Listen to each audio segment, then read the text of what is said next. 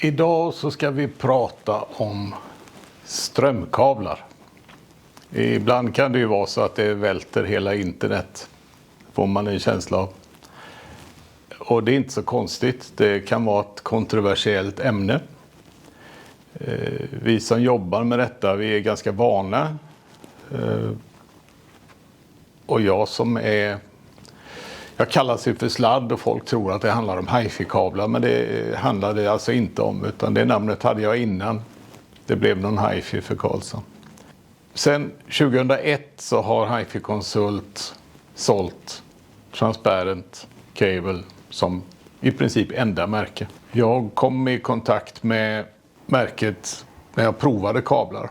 Jag har ju varit hifi-nörd ganska länge. Och på 90-talet så blev det poppis att man skulle kolla in det här med kablar. Innan dess så var det mest att de skulle vara stora och feta. Det fanns jättetjocka kablar. Signalkablar, högtalarkablar och så vidare. På 90-talet så kom tungt vatten, Purist Audio hade jag hemma. Det kom allt möjligt kul som man provade. Och sen så kom platta, tjusiga silverkablar som jag hade hemma. Och sen fick jag prova en Transparent Ultra. Och sen dess har det varit Transparent hela tiden. Det var ju ganska länge sedan, det var runt millennieskiftet. Det roliga med Transparent är ju att de håller sig ajour hela tiden. Vart femte, vart sjunde, åttonde år någonting så kommer en ny generation och då har det hänt någonting. Strömkablar däremot, på 90-talet var det ganska bedrövliga saker. Det var en kabel och så var det en klump på. Vanligtvis en ferrit, alltså en järnkärna eller någonting. Ja, det kanske var bra om du hade en hysterisk skrikig förstärkare, för det lugnar ner, det blir sävligt och det dämpar dynamik och sådär. Men någon större framgång det var det inte, utan man trodde fortfarande att det skulle vara en tjock kabel och så var det bra med det. Idag när du köper en produkt, om det är en förstärkare eller ett slutsteg eller vad som helst, så följer det med en sån här tingest. Och den ger ju 50 Hz och 230 volt ungefär. Kablar låter ju inte, men de förstör ljudet. Alla kablar förstör ljudet. Frågan är hur mycket och till vilket pris. Den här förstör ljudet ganska mycket, men den är å andra sidan gratis. Om man vill gå från det här läget till ett mycket roligare läge, så provar man den här. Det här är, om jag minns rätt, 6 500 kronor. Kan ju kännas som en hel del slantar för en vanlig strömkabel.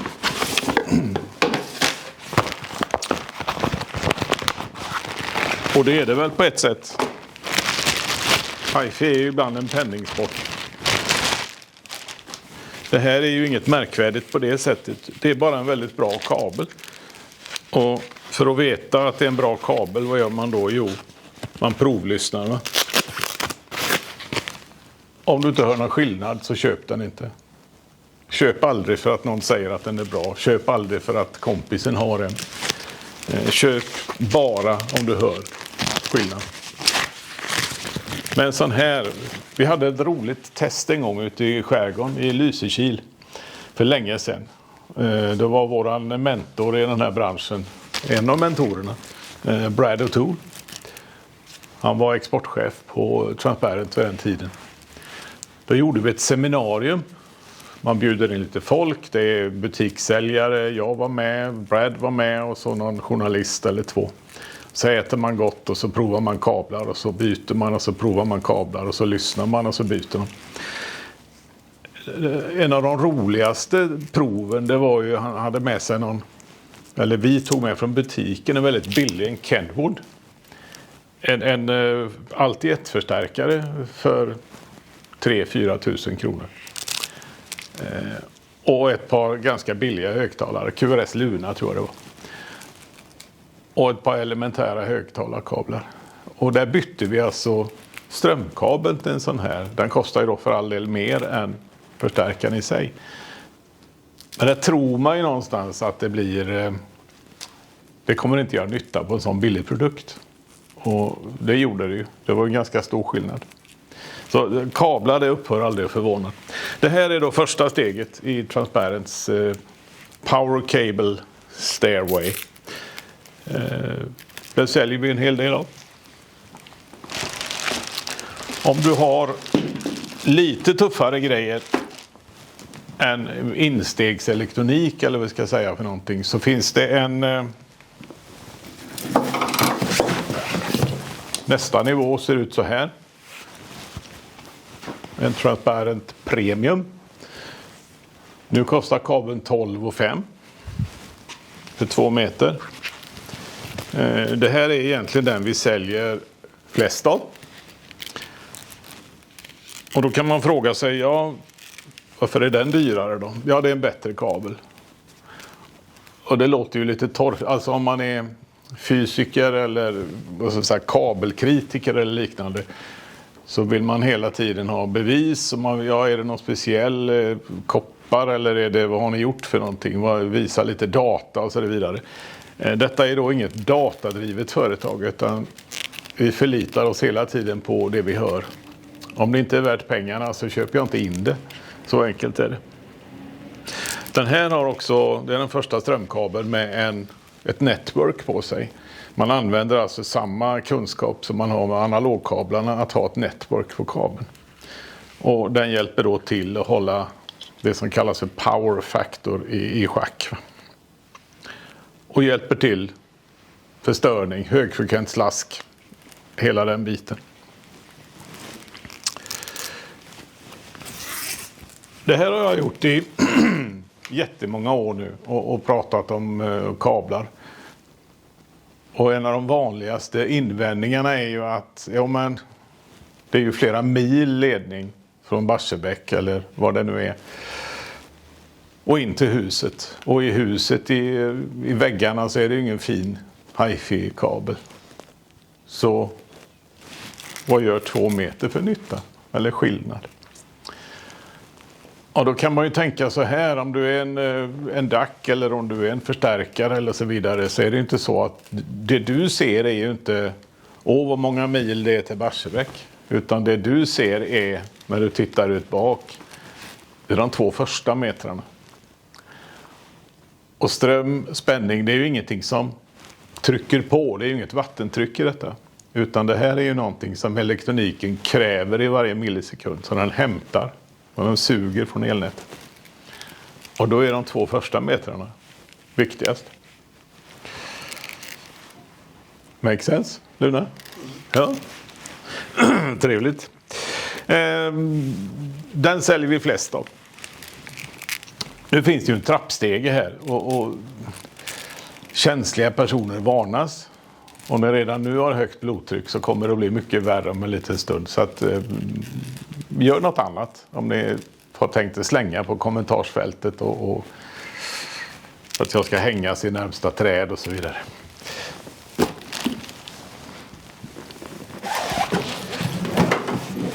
Om man har lite finare grejer ändå. För det har ju en kontext naturligtvis. Som jag brukar säga, det är ju ingen idé att köpa en jättefin kabel till en elementär anläggning. Alla kablar förstör ljudet. Det ska man ha i åtanke. Frågan är ju mycket. Så att om man lägger jättemycket pengar på kablarna i ett elementärt system, då har man lagt pengar i havet på kablarna. Men om du har ett jättefint system och så kör du lampsladd eller gratis strömkabel, ja, då har du lagt pengar i havet på systemet. Då är det ingen balans i det hela. Så att det vi kan hjälpa till med är att råda ungefär vad är lämpligt, vad är rimligt.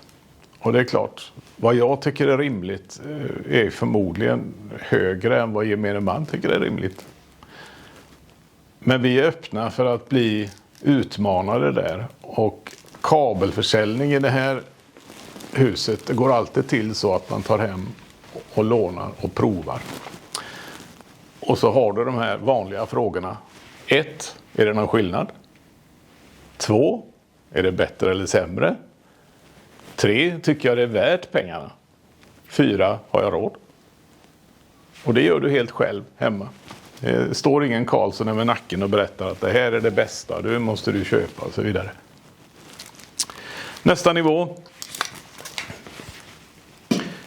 känns som en av de som är mest prisvärd. Det här är alltså en reference power cable. De har fått lite vacker lack på och sådär, så man ska se att det är någonting annat.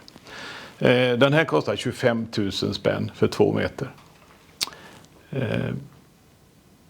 Ja, det är samma där. Hör du ingen skillnad? Tycker du inte det är värt pengarna? Undvik. Då är det något annat som är fel i min värld som man behöver fixa till innan. Men den här förstör ljudet väldigt lite. Det är den näst mest sålda powercablen faktiskt. För en massa år sedan så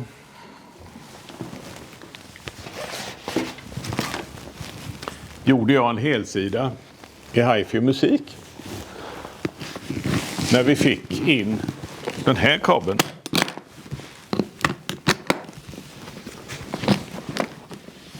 Om jag gör så syns det, va? Det här är alltså en transparent XL.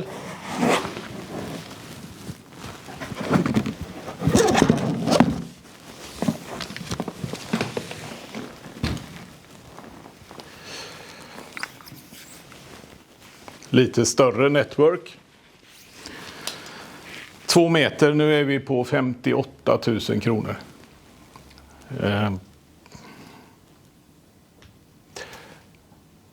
Helsidan i Hi-Fi musik bestod av Carlsson i någon slags skjorta.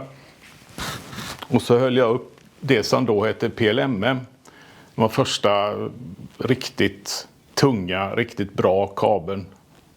Strömkabeln som kom från Transparent. Och så var budskapet: den här kommer att göra dig lycklig. Det är samma budskap idag. Det här är den finkabel vi säljer flest av. Jag säljer i princip lika många sådana här som den under. Och man blir ju inte klok på det här med strömkablar alltid.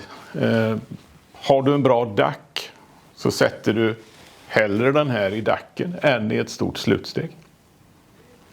Varför det är så, det vet jag inte. Men det är ett pålitligt råd.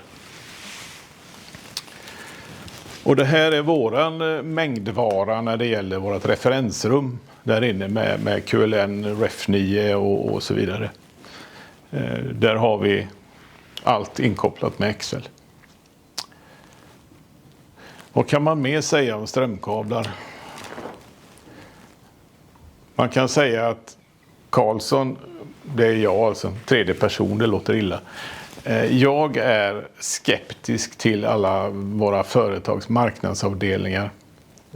Hi-Fi-branschen är fantastisk på att hitta på nya benämningar på i princip samma produkt för att den ska ut och åka igen, få lite halleluja från journalister och så. Det brukar vara en marknadsavdelning bakom som har sagt: nej, men vi måste hålla upp försäljningen. Det här gänget funkar på ett annat sätt. Här är det ingenjörerna som bestämmer.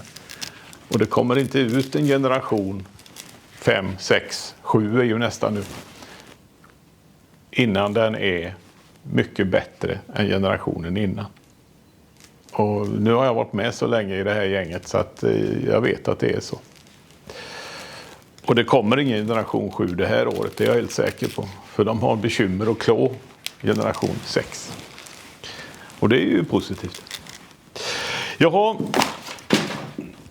håll i hatten, för det är ju så. För kanske kan det vara 10 år sedan. Så hade vi besök av Transparent i butiken och då skulle det lyssnas på den nya finkabeln. Och då är vi ganska långt ifrån när jag håller upp den här kabeln. Den här kommer att göra dig lycklig. Då kostar den 28 000. Nu kostar den nog alltså 58 000. Och så fick vi besök. Och så fanns det med en finkabel. Och så kostar den sådana pengar så jag tänkte, måste jag köpa in den? Men Vi provade. Och då provade vi på välkända högtalare. Jag tror det var en Burmester 911 slutsteg vi hade också. Sånt som jag visste exakt hur det lät. Och så kopplade vi in den här.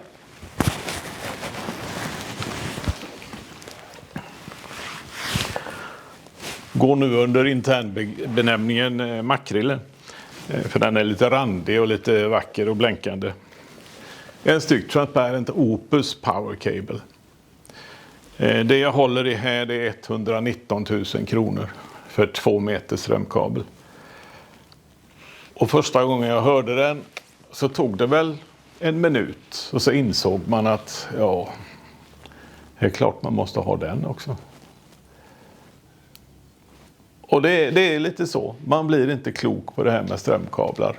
Jag kan inte påstå att jag kan leda i bevis med siffror och så vidare hur detta funkar och varför det funkar.